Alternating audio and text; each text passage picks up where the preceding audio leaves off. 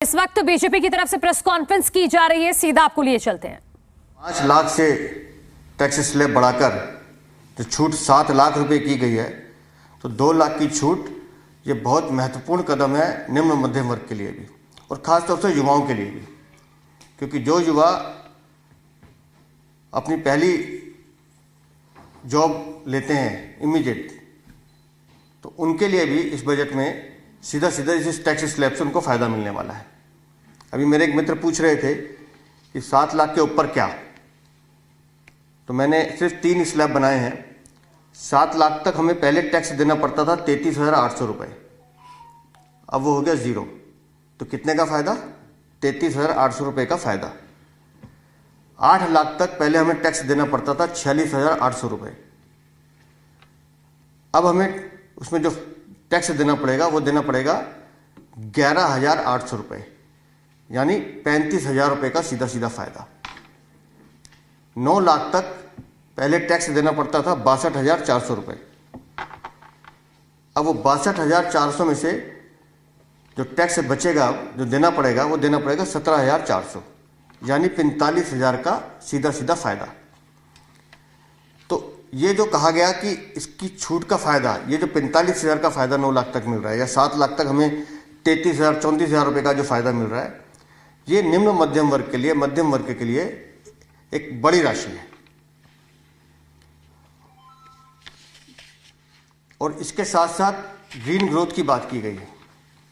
देखिए, दिल्ली में हम लगातार प्रदूषण की बात करते हैं, तो ग्रीन एनवायरनमेंट, ग्रीन इकोनॉमी और ग्रीन बजट को लेकर इसमें कई प्रावधान दिए गए हैं।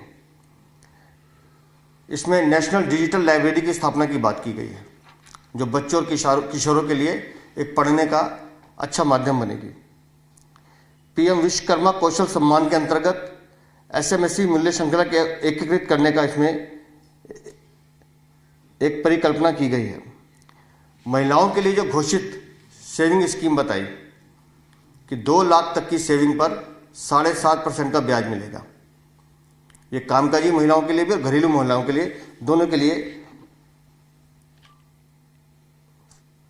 रहेगा। इसी बजट सत्र में वरिष्ठ नागरिकों के लिए जो उनकी बचत सीमा है उसको दोगुना कर दिया गया है। साधारण नागरिकों को, जो मैंने जितना पढ़ पाया हूं मैं, साइकिल, मोबाइल, एलईडी कैमरा, ये सब चीज़ें जो दैनिक उपयोग की चीज़ें हैं, वो इसमें सस्ती होने की बात कही गई है।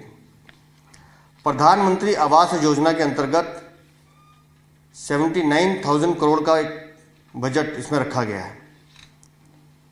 अब उसमें प्रधानमंत्री आवास योजना में जैसे जैसे मकान मिलेंगे, उसके साथ साथ आप समझिए रोजगार भी सृजन होगा, लोगों को काम भी मिलेगा। लेकिन मैं यहाँ से दिल्ली के मुख्यमंत्री से एक अपील करना चाहता हूँ कि वो अपना जो राजनीतिक द्वेष है उसकी हठधर्मिता छोड़ें, दिल्ली में भी प्रधानमंत्री आवास योजना लागू करें ताकि उसका लाभ दिल्ली के लोगों को भी मिल सके। पूरे देश में तो उसका लाभ मिल ही रहा है। इसी तरह से एक जो बड़ी घोषणा है जो हमारे सफाई कर्मियों के लिए है कि अब देश भर में सेप्टिक टैंक और नालों से गाद निकालने के लिए 100% मैकेनिज्म जो है वो मशीनों का रहेगा, किसी भी सफाई कर्मी को नाले में नहीं उतरने दिया जाएगा। ये भी इस आम बजट में घोषणा की गई है। इसी तरह से इलेक्ट्रिक व्हीकल, इस पर जो छूट दी गई है, निस्संदेह ये हमारे पर्यावरण के लिए, प्रदूषण के लिए, उसको कम करने के लिए एक बड़ा काम होगा। और दिल्ली वाले, मुझे लगता है, अब धीरे धीरे इलेक्ट्रिक व्हीकल्स की तरफ और तेज़ी से बढ़ेंगे। और जिसकी चर्चा हम लगातार कर रहे हैं, क्योंकि इस साल इंटरनेशनल मिलेट ईयर मनाया जा रहा है और मिलेट फूड को लेकर हम लगातार बात भी कर रहे हैं, तो मोटे अनाज को प्रोत्साहन देने के लिए कृषि क्षेत्र में छोटे किसानों को जो मोटे अनाज की पैदावार बढ़ाने के लिए, उसमें भी उन्होंने एक विशेष प्रावधान किया है ताकि बाजरा, ज्वार, रागी, जितने भी उसके 7 तरह के प्रकल्प हैं, उसकी खेती बाड़ी बढ़ाई जाए, प्रोडक्टिविटी बढ़ाई जाए, जिससे किसानों को भी उसका ज़्यादा लाभ मिले। तो मुझे लगता है मोटा मोटा जिस अर्थव्यवस्था की चिंता पूरे विश्व में हो रही है कि कोविड के बाद, रूस और यूक्रेन के युद्ध के बाद पूरे विश्व में एक तरह से हाहाकार था इकोनॉमी का, लेकिन भारत ने अपनी अर्थव्यवस्था को मजबूती से संभाले रखा और आज विश्व में भारत की अर्थव्यवस्था सबसे तेजी से उभरने वाली अर्थव्यवस्था है।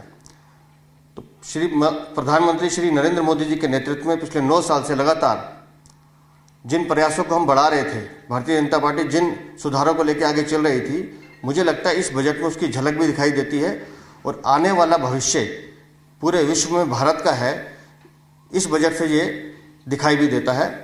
तो मुझे लगता है ये बजट, मैं पुनः दोहराता हूँ, समाज के हर वर्ग को छूने वाला बजट है, गरीबों का कल्याण करने वाला बजट है, मध्यम वर्ग को सशक्त करने वाला बजट है और मुझे लगता है इस बजट से सबको लाभ होगा, ऐसा इस बजट में दिखाया गया है। बहुत बहुत धन्यवाद। अगर कुछ कहना चाहते हैं तो बताइए। राजकुमार जी, कुछ कहना है आपने? तो बीजेपी की तरफ से प्रेस कॉन्फ्रेंस की जा रही थी जिसमें कहा गया है कि ये बजट ऐतिहासिक बजट है, ये गरीबों के कल्याण का बजट है और जो मिडिल क्लास है उनको सशक्त करने का बजट है।